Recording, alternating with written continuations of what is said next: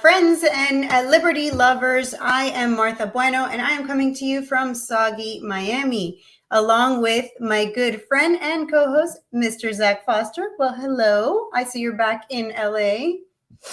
Yep, finally made it back. Still physically recovering from the long journey. Being a libertarian can be quite exhausting physically, but spiritually satisfying. It was a very satisfying weekend. Despite all the drama that people may have heard about the party, we were fortunate to be this weekend at the Lakeland Convention, Libertarian Party of Florida convention held in Lakeland, Florida, which was great. I had a good time. Did you? It was outstanding. It was absolutely outstanding. There was not enough time and energy, quite literally. You could have energy, you could have time, you could not have ample amounts of both.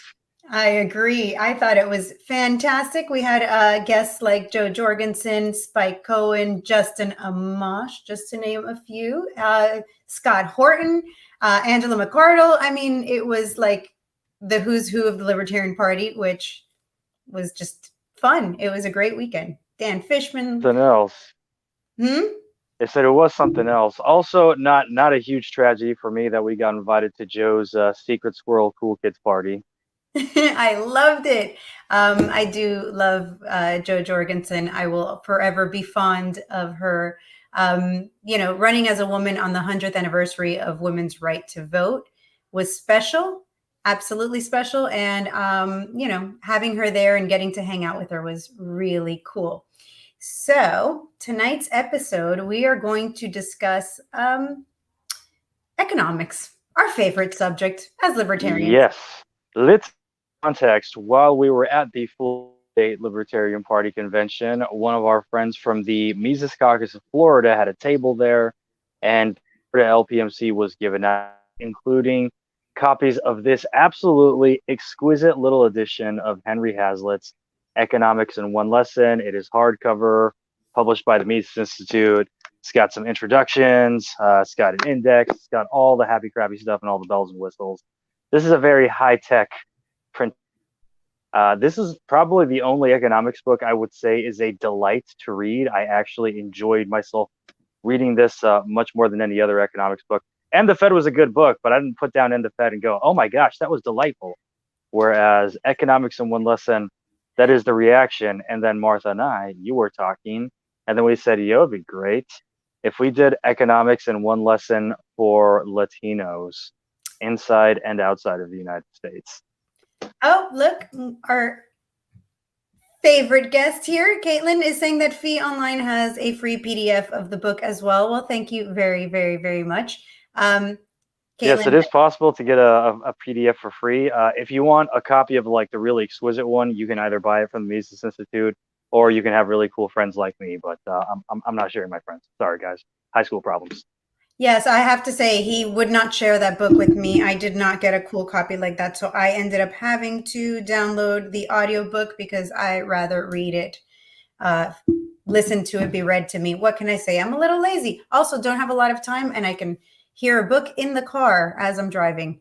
So, But that also says that when you've got high school problems and you don't have the cool friends that give you the cool books, the market presents you with other solutions by which you can acquire some of that Henry Hazlitt this knowledge. is true. Instead of downloading it for free at Fee, I paid a few bucks and got it read to me. So the market did provide. You are absolutely correct.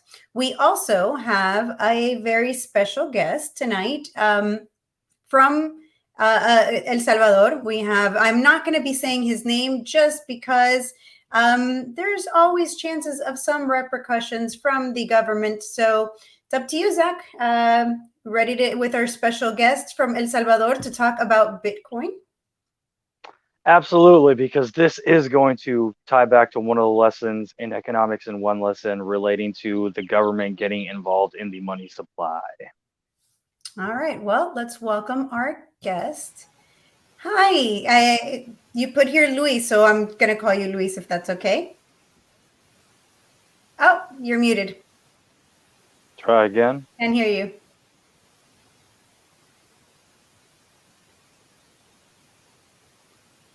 Try one more time, amigo. Nope. Okay.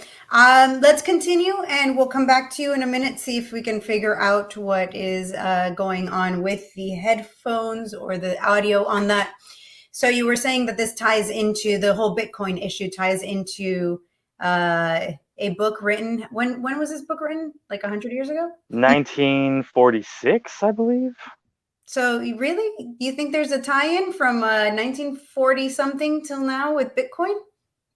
Absolutely. Well, as a matter of fact, yes. And one of the reasons why this particular edition is based on a later edition that was republished in the 1970s with some extra chapters at the end of it. And in the later edition, Henry Hazlitt very clearly explains the rates at which different countries' money supplies have inflated terribly, including several Latin American countries. Does not mention El Salvador specifically, but the entire country's budget is $6 billion. So it's traditionally been a very small economy.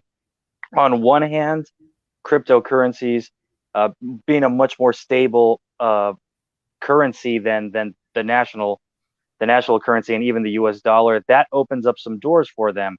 But the fact that the decentralization aspect of is not necessarily respected in this, all Bitcoin use is being corralled through a couple of very specific gates in this country. And those types of controls are where we're worried about metaphorical traffic jams as money is trying to move and This is resources. true.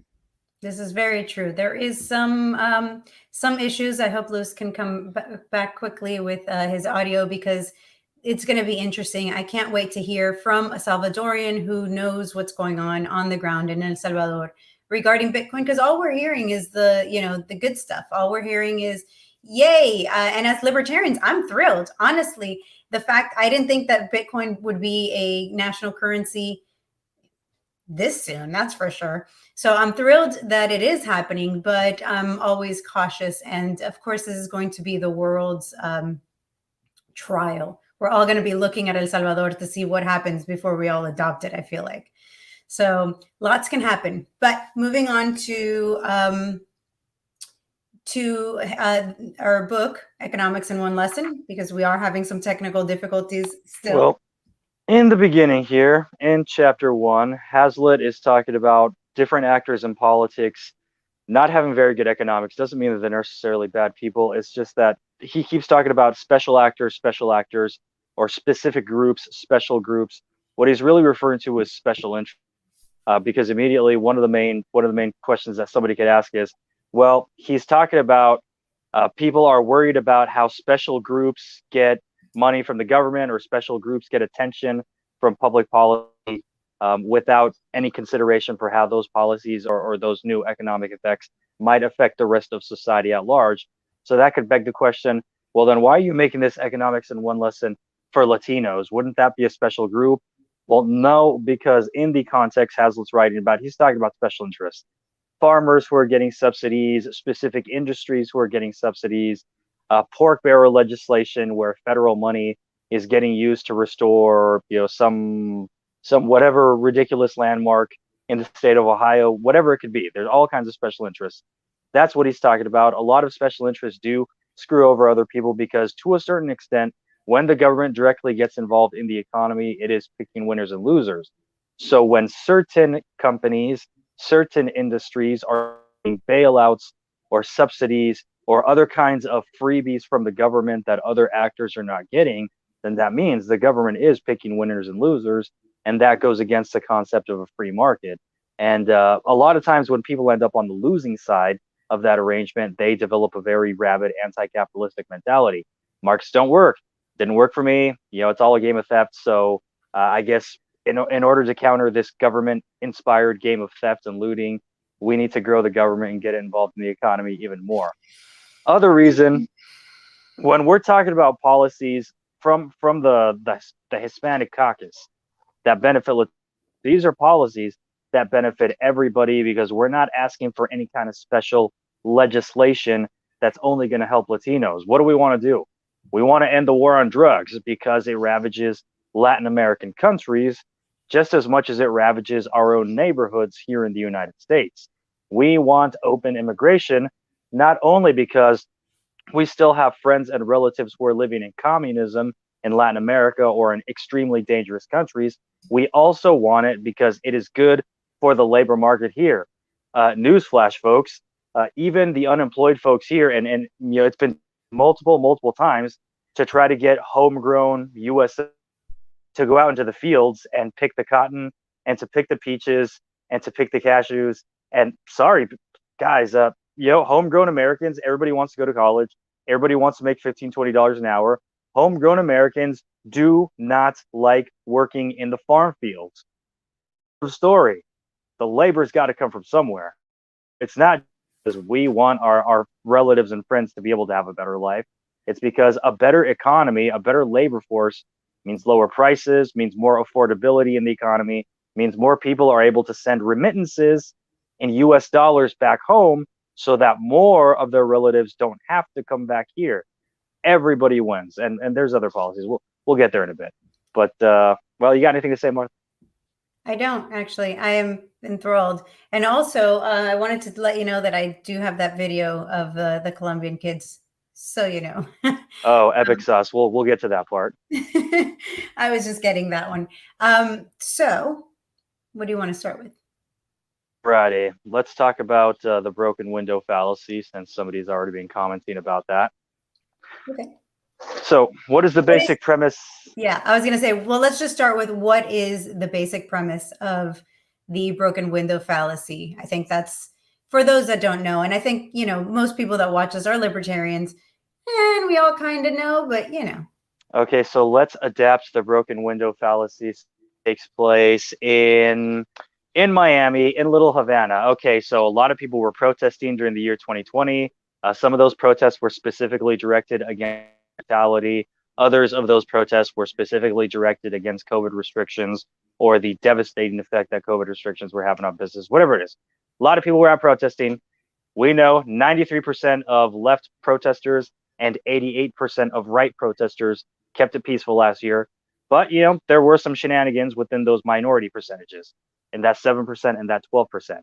So let's just say Juan has himself a Cuban coffee shop in Little Havana, and just the mob comes down the street, and then they just start pelting all the buildings and all the shop windows, and all the shop windows get looted. And Miami PD arrives with their, M1 Abrams tanks and their 249s, so they're able to get the protesters to scatter. But there's all these broken windows, and now what is Juan, the Cuban coffee shopkeeper, going to do? Because he's got to replace his window. He's got to spend money replacing the window. And you've got all the little viejitos cubanos chismosos, all his neighbors and his friends and the other shopkeepers standing around looking at the damage, talking about, ay, pues sabes que, this is actually really good for the glazer because a lot of people are going to sell windows now. This is really good for the local economy. And all the people, well, and the glazer's going to be able to buy stuff, and then that guy's going to be able to pay. As a matter of fact, maybe these little hoodlums who are breaking windows in Little Havana, maybe they're not bad guys. Maybe they're actually secret heroes of the economy. That is the fallacy. That is the fallacy. And the fallacy is the part of the economy you can't see. So while that Cuban, or what did you call him, Juan? Jose? Some J name. Yes. Juan, the guy with the Cuban coffee shop in Little Havana. I'm sorry. For those who aren't Latin, everybody in Latin America has one of these names pretty much. So yeah, exactly. I tend to forget which one you said. So the thing that you don't see is the entire economy. So Juan, who has his little coffee shop and has to replace that broken window, maybe he had plans for something else to spend his money on. Maybe he was going to pay his car payment, or he was going to buy something for his store to improve his store. So now that money that he was going to spend on that thing, which would improve in a different sector of the economy, is going to something else. But no new economy was created. You're just moving it from what he was going to buy. Let's be completely honest. After he finished paying for his adult daughter's tuition at FIU, because Juan escaped from communism, he don't do none of that damn socialism. He is paying his kid's way through university. After he finishes paying his daughter's tuition at FIU, then Juan was going to go down with the boys, with the muchachos, down to Cuba Ocho on 8th Street. And he was going to wear what a lot of the old Cuban guys love to wear, shorts with a collar, long sleeve shirt, and a fedora indoors, Shorts? while hitting on young chicks.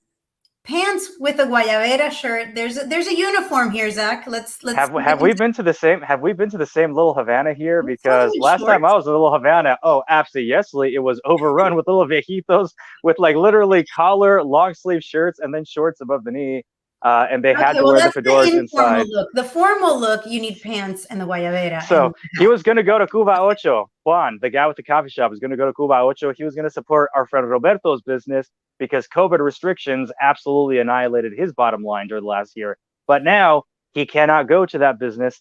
He cannot help out Roberto at Cuba Ocho because he's got to replace the windows. So instead of Juan having his shop window and being able to go spend money at Cuba Ocho, or having his shop windows and being able to buy a website to promote his business, now he's got to spend the money again, and he's just got the window. So actually, more money was spent, and money, that's your time, that's your labor, that's the fruits of your labor, of your profit, your business. More money was spent so that everybody could have the same stuff at the end of yep. the, as opposed to having the same thing and then something else. Society is not wealthier. This is the broken window fallacy as it applies to 8th Street in Little Havana in Miami. Now, And I'm let's going to take take. a brief. I'm going to stop you right there. We're going to take a Okay. brief pause here because we were going to go with Luis from El Salvador. We're going to talk about Bitcoin for a minute, and Well, if he's back, then we can just get back to breaking windows in a few minutes. yes. So I'm going to take a brief second here to reintroduce Luis, and hopefully this time we do not have any issues. Hello, how are you? Hey guys, can you guys hear me? Now we definitely can. Yes, absolutely. All right. Welcome All right. to Latin Libertarians. I have been looking forward to this conversation for quite some time. So you're from El Salvador, and last week I talked about Bitcoin and all that stuff that's going on in there. But we're only looking at the positive sides, and I think you have some information on the possible negative sides. Yeah, certainly this law isn't only, 50% of the law is positive. I would say the first 5 articles of the law are good and are fully supported by the libertarian community in El Salvador. The rest of the law, it gets a little murky. Like Zach said, there's the seen and the unseen. And the rest of the articles have definitely a lot of unseen consequences for the country. Article 7 is, so Article 7 is the first of the bad articles that we can look at. I don't know if you can bring it up or... The articles? Yes, absolutely. Let me get those for you. There's 3 pages. Do you have which specific page you want of the... It's page 2. Okay, just give me a minute. Sorry, I didn't have them ready. Sure. Real quick, while she's finding that, would you be able to explain to our viewers why we're blacking out your face? Trying to protect who I am. The Salvadoran government has a authoritarian and despotic ink to it, and the president has an army of trolls that harass his opposition, and if they find out who you are, where you live, where you work, they'll go and harass you at your workplace and things like that. Classic tactics that authoritarian governments do undercover, like under the guise of that it's criminals that are doing these bad things to the opposition. It's not the government. We are very familiar with governments acting in very not nice ways. So we are very happy to have you in here, obviously, and I'm glad that you are taking this precaution. Yeah, definitely. And the reason why I wanted to come talk to you guys was because there were a lot of American libertarians that were really happy about this law, which I was ecstatic about it at first. But then once I started reading the law and started looking at who was pushing the law and why it was being pushed, I started to doubt the reasons why this law was being pushed. And my conclusion, and the conclusion of a lot of libertarians down in El Salvador, is that this law is not being pushed to further freedom or liberty for Salvadorans, but it's being pushed, and well, it has been approved to support the government of Nayib Bukele, and pretty much bring like a fiscal lifeline to his government. And my criticism is not to Bitcoin. I want to make this clear. It's not toward the cryptocurrency itself. It's towards the text of the law and the institutional framework that is being created through this law. Okay, so are these the articles that you wanted, or did you want a different page? I don't know if you can see them that clearly. It's really hard to make. Let me see if I remove. Yeah, that's the correct page. Okay. So as you can see, the first 5 articles are, you know, typical legal tender text. You can use Bitcoin here and there. You can use it to pay taxes. You can it recognizes Bitcoin as a currency and not as an asset. So it's not, they're not going to charge capital gains taxes on it. So that's all good. Then you get to Article 7. Article 7 goes beyond what a legal tender law is.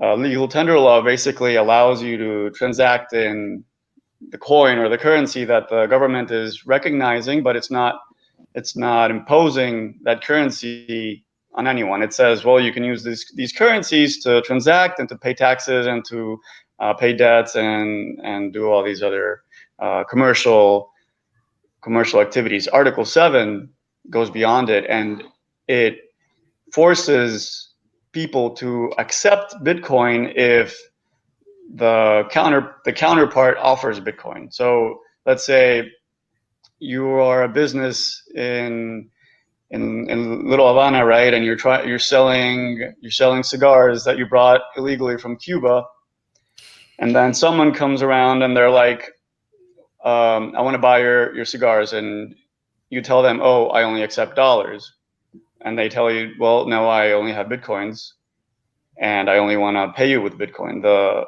merchant has to accept that Bitcoin from the consumer. So do we know what would happen if or else they can call the cops? Yes, yep. They can. The consumer can file they could file a claim against the business, and as you know, each law is enforced through guns. You know, violence, a threat of violence. So just by this article, it negates any kind of libertarian or free market approach that you can use as justification for this law. Absolutely. That is a big one. One of the things that's so tempting about blockchain in general is that it's been possible to make things disappear. So what are the potentials for corruption here now that all the Bitcoin is being channeled through the Salvadoran government before it actually gets into the economy? Oh yeah, definitely. So the government, let me list the reasons why we think that the government is trying to push that the government pushed this law. The first reason is a fiscal lifeline for the government. The second reason is to avoid sanctions from the American government in the future.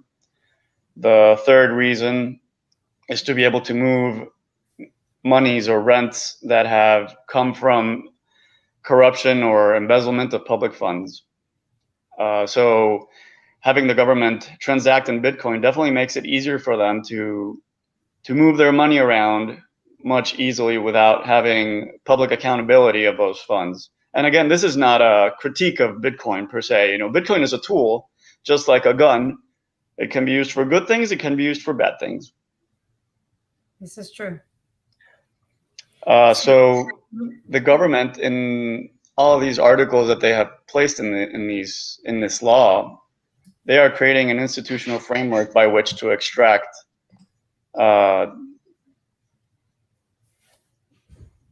funds from the Salvadoran public. And it's pretty clever because in the law,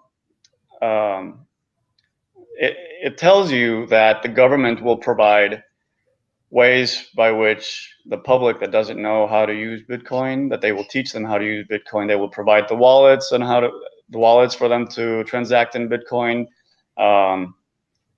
It's really clever, and it's hard to see through the guise of the president if you don't know who he is and all his history behind it. So for my understanding, the biggest issue that we're having with the new law is regarding so the government is going to use the funds in some way by accepting US dollars in remittances and exchanging it in Bitcoin. Is that the issue, that it is the central what do we call this, like an exchange house? Is that the biggest issue, besides obviously what we've already named in terms of being forced to use Bitcoin? So the law specifies that the government will provide, besides like the private enterprises that will be able to provide these services, the government will also provide a wallet to whoever wants to use it. So it'll be kind of like if we were to make allusion to a Medicare public option. So it will be like a public option for a wallet. And the wallet is going to be developed in partnership with a company called Strike, whose CEO is Jack Mallers. And currently, that wallet, how it works, in order to be able to transfer money to El Salvador, you buy Bitcoin in Strike, and then Strike will transfer Bitcoin to El Salvador and then transfer that Bitcoin into Tethers, USDT. Now, the government will create an exchange house. I don't want to call it a clearinghouse, but because it's not really a clearinghouse. It'll create an exchange for people to be able to exchange their Bitcoins for US dollars. So people will get these USDTs. There's no way for them to exchange these USDTs for US dollars directly. There's no link between the USDT and the US dollar.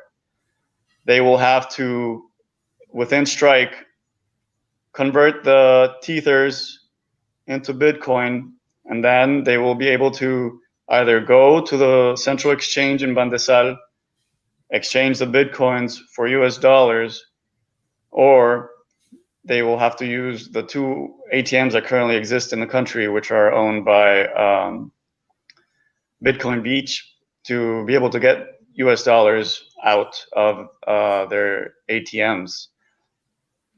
So let me get this straight. So people are basically forced to use that application to purchase or receive something that isn't neither Bitcoin nor a US dollar. So is there any guarantees with that, with the other currency, with the other, what, I forgot what you called it? Tether? Tether. Well, so Tether is a stable coin. It's supposed to be a stable coin that's backed 1-to-1. So for every Tether that there is in existence, there has to be one US dollar in the reserves of the company that made the stable coin. However, the company has been audited, and they don't have a 1-to-1 ratio. So Tether itself is I don't want to call it a fiat currency, but it really doesn't have any value. It's fractional reserve cryptocurrency. Pretty much. So, well, the Fed is fractional reserve banking. They just made the crypto version of the Fed. Thank God for that. Yeah. It's complicated, to be honest. We're still trying to figure out how this is all going to work, and we've been learning through public appearances of the president and people that have been supporting him. So we've been taking things from here and there, what he's saying, and we're trying to put it all together. So this is what we have come up with. It's a big crony capitalist scheme. That's what this is, and the Salvadoran people will pay for it in the long run or in the short run. But unfortunately, they're using Bitcoin. The whole publicity of it is Bitcoin. So Bitcoin will be smeared when this goes south, and it'll be sad when that happens. Unfortunately. What are people Peter in El Schiff will be Salvador happy. saying? Yeah, sorry. I'm sorry. What are I people said Peter saying? Schiff. Oh My boy. bad. You know what, Zach, you go for it. I already said my line. Y'all just weren't listening, but our audience was listening. You guys go ahead.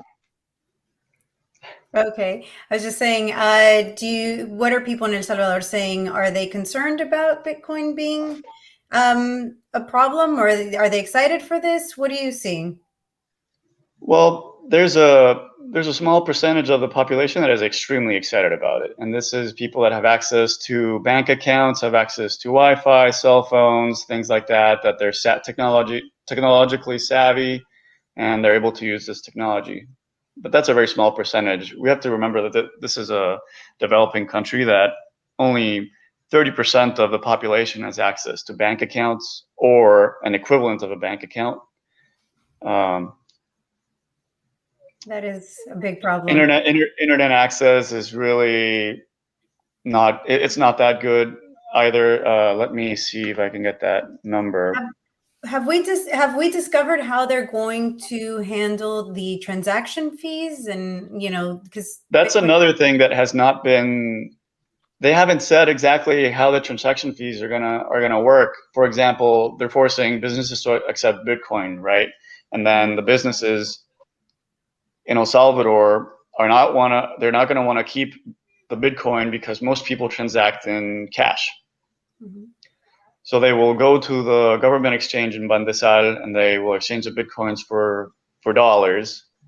We don't know what that commission or that fee is going to be for that conversion. We don't know that yet. We don't know what the fee is going to be for Strike. If you use the Strike wallet, they're going to be using the Lightning network, so their fees are going to be really low. But we don't know what kind of arrangement Strike has made with the government and where the U.S. dollars are going to go once people deposit U.S. dollars into their Strike account. Then it's converted into Bitcoin and it's sent to El Salvador and it's converted into Tethers. What happened to the U.S. dollars? Like who's keeping all of that? And how can there's you not a lot of business? information out there. No, how can you operate as a business?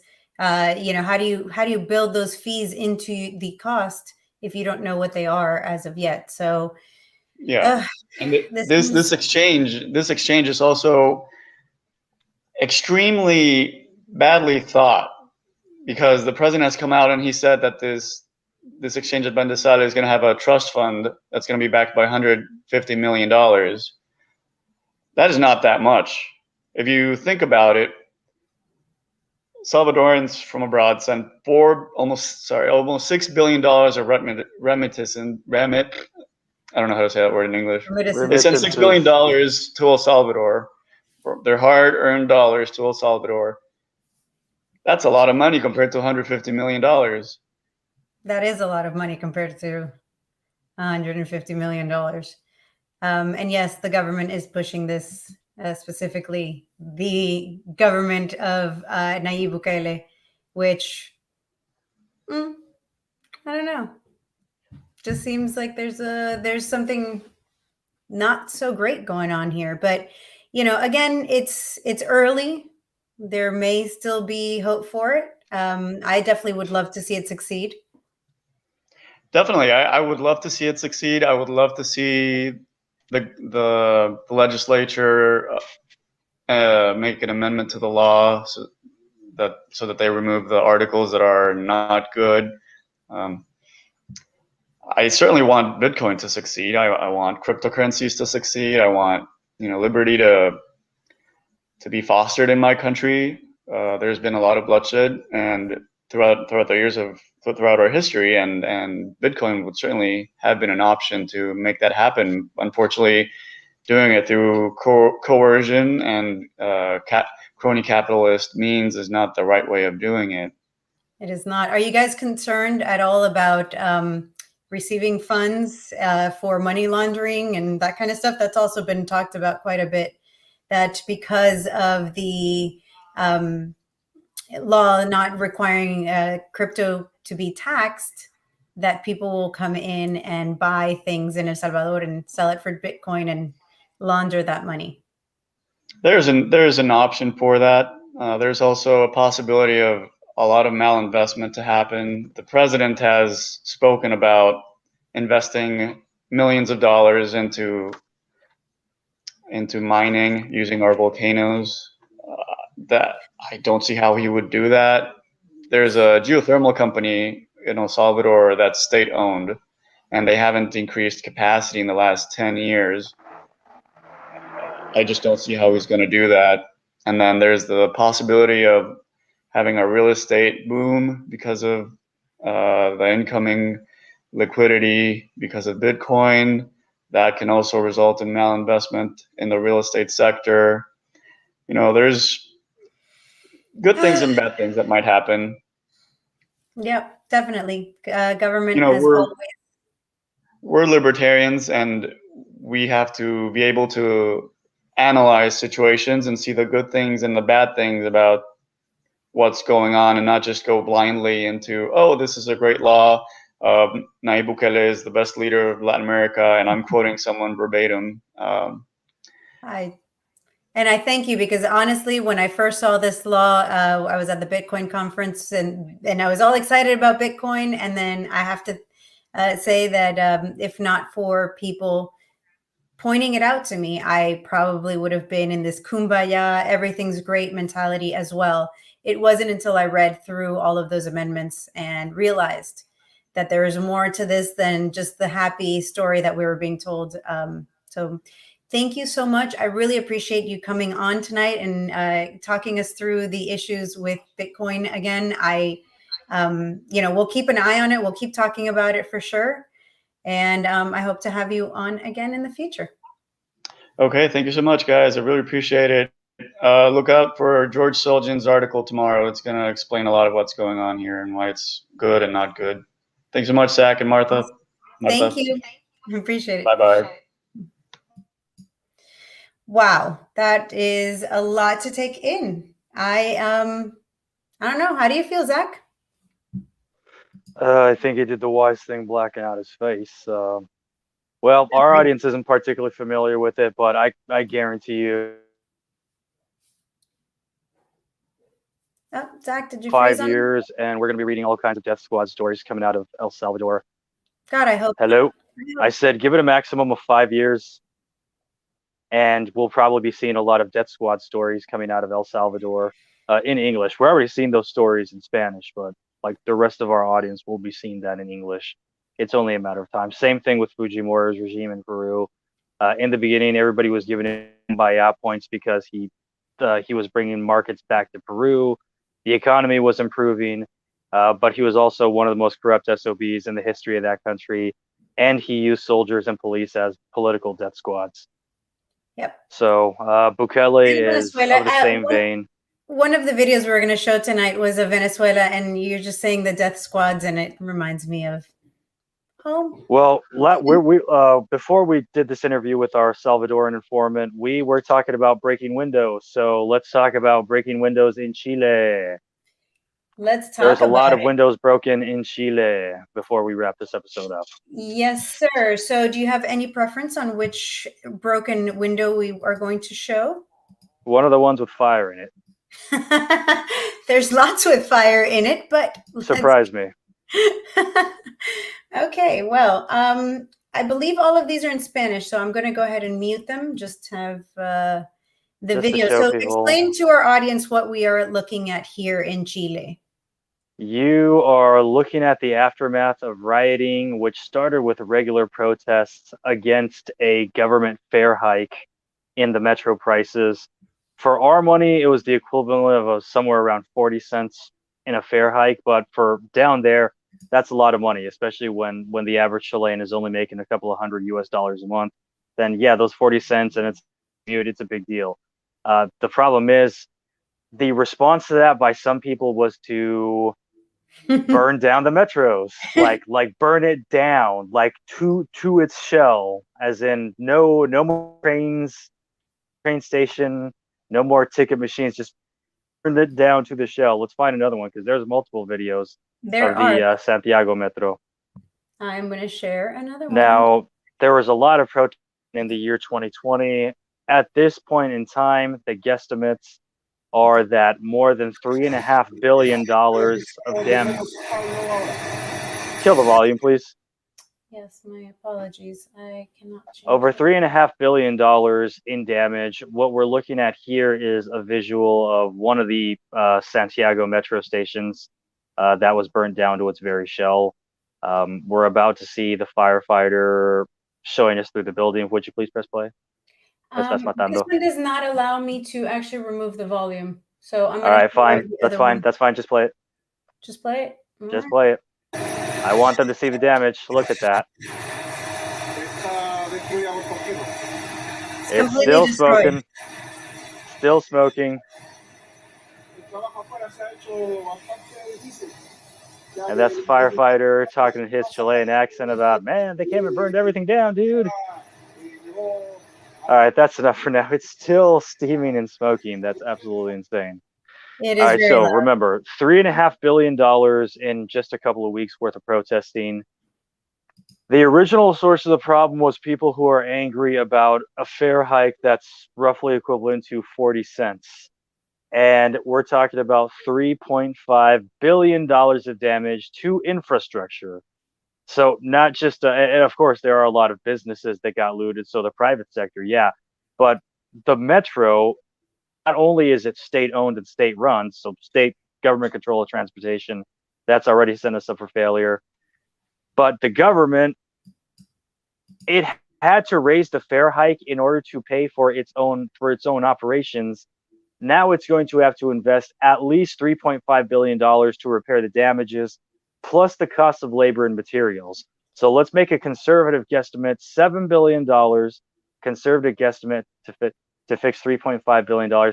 Also, where the hell did the protesters get all that TP? Like, I would like to know. Somebody please give me a hard number, an economic estimate of the cost of all the toilet paper. I want to know how many cubic tons of toilet paper. There's no way that's toilet paper, though. That's not toilet paper. That's some sort of paper that is not toilet paper. That toilet paper breaks apart. Receipt paper, maybe? Yeah, that looks like receipt paper, to be honest. I don't think. Okay, so we couldn't get it here in America. I don't think they got it there. We're talking about a 40-cent fare hike, okay? 40-cent fare hike because running the metro at its below market prices the way it already was, and it was below market prices. Sorry, it just is what it is. But they still got to pay for it somehow. So, in order to pay for it itself at its already below market prices, they had to raise the fare hike. Okay, $3.5 billion of damage, minimum $7 billion to fix that broken window, plus labor costs and all that stuff. And at the end of the day, the Chilean people, who very much crave socialism, by and large, they have no new social services. They have no new money in the pension accounts. They have no new clinic that was opened up downtown to help give people some free health care. They have no free vaccines. Remember, this was at the height of the COVID restrictions, right? And now money that Chile might otherwise have spent on vaccines or something like that, a lot of people down there want that stuff. Now they got to spend it on just fixing the metro, the same metro that they already had. So since they're probably not going to do the fare hike anymore because the people are going to burn the country down, how are they going to pay for it? They're going to have to take away from something else, not only to counter the fare hike that they wanted to do, but also to get that $7 billion. They're either going to have to take that money from somewhere else in the budget with somebody else that was going to get fined. That's it. They're not getting the money anymore. Also, this destabilized the crap out of that country. All right, just going beyond economics, the loss of faith that people have overall, and now there's a vicious spiral. So people lost faith in that government, but the Chilean people have not been broken of their faith in the government. It's an amorphous thing called the government. And things like that were a perfect opportunity for the Cuban regime's intelligence agency. Remember, the CIA is not the only intelligence agency that destabilizes countries. Cuban intelligence has taken the CIA's field goal, the CIA's playbook from 60 years ago, and they've been freaking running field goals with that crap. I promise you this. So they're using this to they already used that to get people to cry for socialism. So from the Communist Party of Chile, people crying, "We want a new constitution. We want a new constitution." So after those those historically destructive riots, they had a referendum on whether Chile will have a socialist constitution, and the referendum won with 87%. 87%, So which we have means, a similar situation here in America, though, with the broken window fallacies. oh You yeah, this is Los Angeles. This is where I'm at. This is Melrose Boulevard. Some of these windows were broken, some were not. Now, I remind our viewers, 93% of left-wing protests were peaceful. So the windows that were broken and the bit of looting that did happen along Melrose Boulevard is part of the minority, but it is something that happened. There is an economic cost there because, again, all those shopkeepers, yes, they have insurance. So because of the insurance and reinsurance industries, the factors of the broken window fallacy change a little bit, but the fallacy itself still remains in place. That shopkeeper is not necessarily paying for the window to be replaced. However, the insurance company is paying for that. The amount of money that they have in the insurance pool is limited.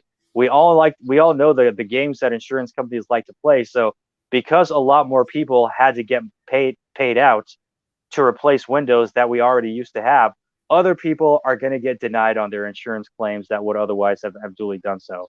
Part of that, yeah, and that is partially government because government is heavily involved in the insurance industries. That's also in the private sector, people trying rationally, and then we get tragedy of the commons. So tragedy of the commons happens right there. But the overall point is money and time and labor had to be spent replacing the Latinos of Los Angeles already had. Nothing new. And we know insurance companies from here in Miami, we get hurricanes. Lots of people, a lot of people use your insurance company, it either goes out of business, as has happened here quite a bit, or when you need it, it's just not there for you. And also our costs are extremely expensive for homeowners insurance here in South Florida because of people using it repeatedly. So there is a cost in and of itself of using that insurance in LA, in wherever that this is going to happen. There is going to be an increase in cost at the end of the day. There is going to be other additional things that you just don't see off the top of, just by looking at the situation. You can say, oh, well, that store owner might be closed for some time while that window is replaced, or that, those costs you can anticipate, but there's always something else. That store owner is also going to have to pay an increase in insurance costs or whatever the case may be. Maybe they don't even come back into business. So And how much did he lose from all the days that the shop was not open for business because he was spending to repairs and all that nonsense? And us as a consumer as well, not being able to go. I mean, obviously these are stores that sell something that's not essential, but we lived through being essential and non-essential during COVID. And there are things that you absolutely need when you absolutely need it. And it's a cost for us as well, not being able to get what we want. So now, one thing that people rely on here, a lot of inner cities in the United States, urban areas in the United States, just as much as Latin American countries, rely on outside investors. So for folks in, let's say, East Los Angeles or El Cajon in San Diego County, or some of the parts, Pompano Beach, some of the areas that are outside Miami, but they still heavily rely on the greater Miami metropolitan area. So let's talk about investment, and let's talk about things that can scare away investment. So for the outside Miami, for East Los Angeles, for El Cajon, California, the financing is going to come from the outside in the form of Wall Street. So, and you are frozen. So U.S. banks, European banks, or Chinese banks. So from country, let's go to something that scares foreign investment away from your locality. Let's go to that lovely video of Hugo Chavez. Oh man, please don't use lovely video and Hugo Chavez in the same. Oh, this video is lovely. Absolutely. It's exquisite. Este es un teatro antiguo, ¿no era? Ajá, pero eso está en manos del gobierno, ¿verdad? Y este edificio. Un edificio que tiene comercio privado de joyería. Expropiese, expropiese. De acuerdo. Y aquel edificio allá en la esquina. También son edificios que tienen locales comerciales. Bueno, Look at him clapping. Miren, Look at him me clapping. decía Jacqueline ahora, en aquella casita que está allá vivió Bolívar recién casado. Esa casita que se ve ahí con 2 balcones. Y ahí lo que están en unos negocios. Expropiese. Este edificio aquí, ¿cuál es? And of course, he's talking about Simón Bolívar, the liberator of Latin America, of many Latin American countries. Expropiese, señor alcalde. Expropiese. Expropiese. Tenemos que convertir, hola Jorge, ¿cómo estás? Tenemos que convertir esto en un gran centro histórico.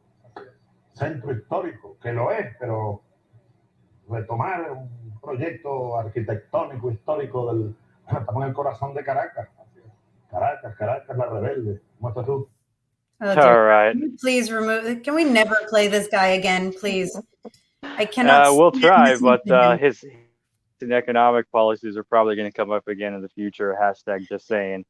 Okay, so this was Hugo Chavez about 15 years ago. Absolutely going crazy. This guy has a higher, I don't know, his economics have a higher body count than the entire Los Angeles riots. Because the riots, the looting, it took some kind of violence and some type of mass of concentration of energy to cause destruction. Whereas this guy just walks outside of the presidential palace, starts looking at stuff. Oh, is there a shop over there? Expropriate it. By the way, expropriation, it's like eminent domain in the United States, except eminent domain, they give you like 20 years notice. And they actually give you, I don't know, maybe a fair price for the land. Sometimes they partially compensate you, whereas Hugo Chavez would come and say, like right now, immediately, boom, your shop is government property, and then 5 minutes later, there will be soldiers like escorting you out of your own shop, and you lost it. Like that's it, it's over. That's one of the things that scared investment away from Venezuela. And over the years, that regime has continued expropriating more and more of the foreign businesses that brought so much resources and capital to Venezuela, which is another one of the reasons why that country in particular, for adapting Cuban communist or Cuban Marxist economic policies, is the economic basket case that it is. You could say U.S. sanctions all day long, but the U.S. sanctions didn't start till 2 years ago, which was about 15 years after they chased most of the foreign capital out of Venezuela. And nowadays, there's a different type of foreign capital for a very specific type of industry. Ooh, I'm going to assume that we are going to show this video. No, that's not the one. Oh. No, I'm talking about drugs. Oh, my apologies. Let me get you the drug video. So there's a long quote by Bastiat, which, by the way, Bastiat's essay, That Which Is Seen and That Which Is Not Seen, is the cornerstone for Economics in One Lesson. Henry Hazlitt says so himself. And another Bastiat writing, somewhere buried in economic selfisms, is him talking about xenophobia and lack of trade between two countries and how that eventually will result in a war, and that if goods are not crossing borders, soldiers will be crossing borders. So what we are looking at is a battle that is happening inside of Venezuela. Why did it stop playing? It didn't stop playing. Okay. We are looking at a battle inside of Venezuela that is being fought by Colombian communist guerrillas inside Venezuela. They're fighting against another communist regime faction and also against the Venezuelan government. There is a civil war in Venezuela right now. Most of the regimes are communist. And what they are fighting over is the drug trade. Yes. And the number one consumer of Latin American drugs in the world are people in this country, in the United States. So they are fighting over the lucrative production rents, or yeah, that's what they're doing. It's turf. They're fighting over turf for being able to produce and to being able to charge rents to other subcontractors, all to eventually satisfy the demand for drugs in this country, which is billions of dollars a year, absolute billions of dollars a year. They will only ever have estimates until the drug war is over. And literally the number one thing that could pull financing that keeps all these terrorist movements in power and destabilizing Latin America would just be to end the war on drugs. But things like that, other types of foreign capital will come. The Sinaloa, the Mexican Sinaloa drug cartel, has land in Venezuela on which they're making drugs, and they also have their own coyote networks from Venezuela to the U.S.-Mexico border. All this crap that's being funded by the war on drugs. That is one thing that scares out a lot of foreign capital, because people don't like to go invest in a particular country if there's a civil war, raging across there. War is really bad for the economy. And if Let's go to that video, though. Let's just play that video of AMLO in the background to do a live voiceover. Let me get that volume lower. Higher. Y vamos a seguir. We're going to continue ¿Qué posibilidades hay para seeing what possibilities there are llevar a cabo la nacionalización, vamos a decir, to make Nationalize. nationalization happen. And I'm speaking in his cadence, by the way. This is how he talks. qué potencial tiene, What potential? algunas empresas trabajando. No queremos expropiar por expropiar. We don't want to expropriate for the sake of expropriation. En el gobierno. Esto lo digo para que We want to expropriate with specific goals. adversarios que no son. All right, that's enough of this nonsense. All right, so this guy is making excuses, and what he's talking about is nationalizing Mexico's lithium supply, which right now is in the hands of a number of different private businesses and actors who are doing everything from the mining, the extraction, to the processing, to the exporting. Mexico's got actually a surprising amount of lithium. And AMLO, who is another one of these multimillionaires who is in love with Marxist policies, and I'm not red baiting, like he himself, the fanboy of Che Guevara, Fidel Castro, like literally Latin American Marxist policies. This guy wants to nationalize one of the few things making money for Mexico. I mean, he can ask Venezuela how that went for them. They were the world's largest producer of petroleum, and now they need to import petroleum because they nationalized it. And yeah, but communism, socialism just really doesn't work at the end of the day. Just doesn't. A lot of windows get broken. And a lot of people think that we should just continue breaking windows. But the question is, what about new wealth? What about new wealth in Latin America? What about new wealth here in Latino neighborhoods? Let's look at the other side of lost opportunity costs.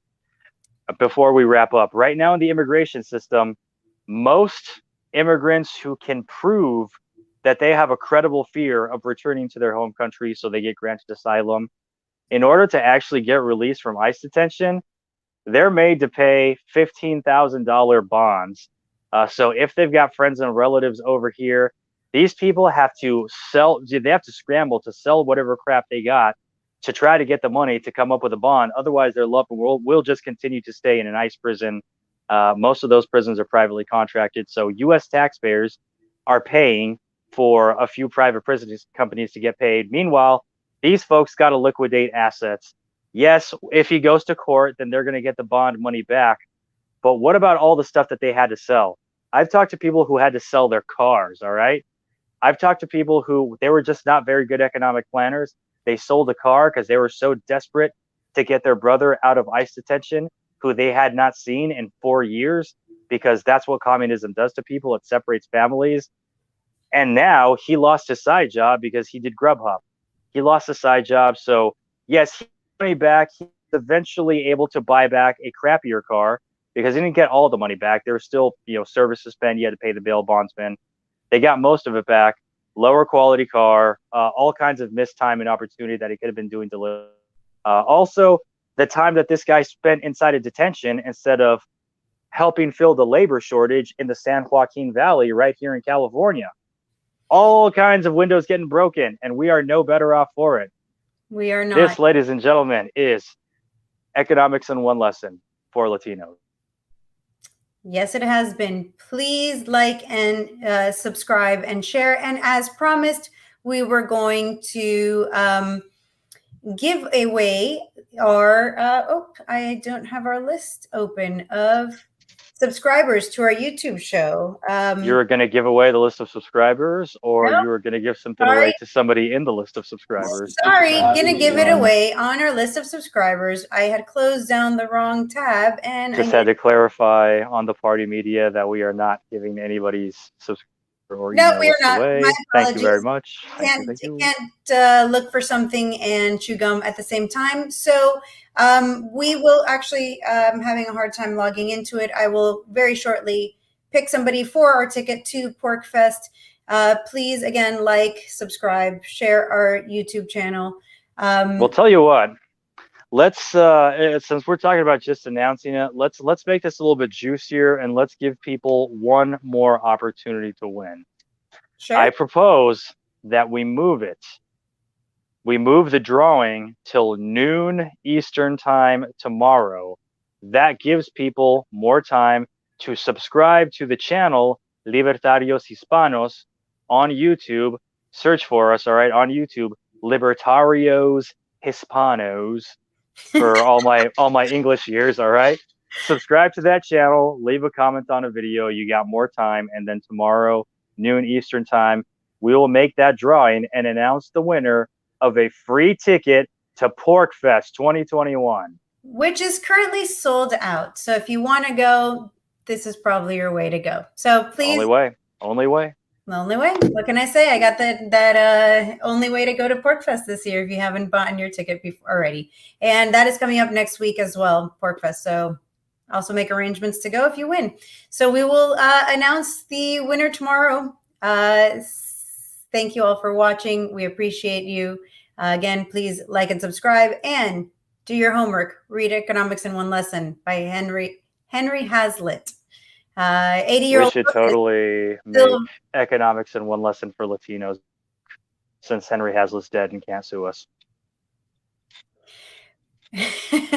Just saying. Make sure to read that book. It's very important. And did I knock you off your center, Martha? You totally did, Zach. You know, you always do. This is the highlight of my day, folks. I also want to say there's a lot of people in our comments talking about the LNC. We appreciate the comments, but really we're not going to discuss it. That's an issue for New Hampshire. We're Hispanics. We don't really know much about New Hampshire. Not going to lie. Other than, well, I actually, come to think of it, I did not meet any Latinos in New Hampshire except for the ones in the party who had moved there. Although, like, all 12 that were in Connecticut. So yeah, thanks for the comments. I see a whole bunch on our comments, but we won't be speaking about it. So anyways, thanks again. We will see you next week. Same time, same place. Peace. May the broken windows be with you.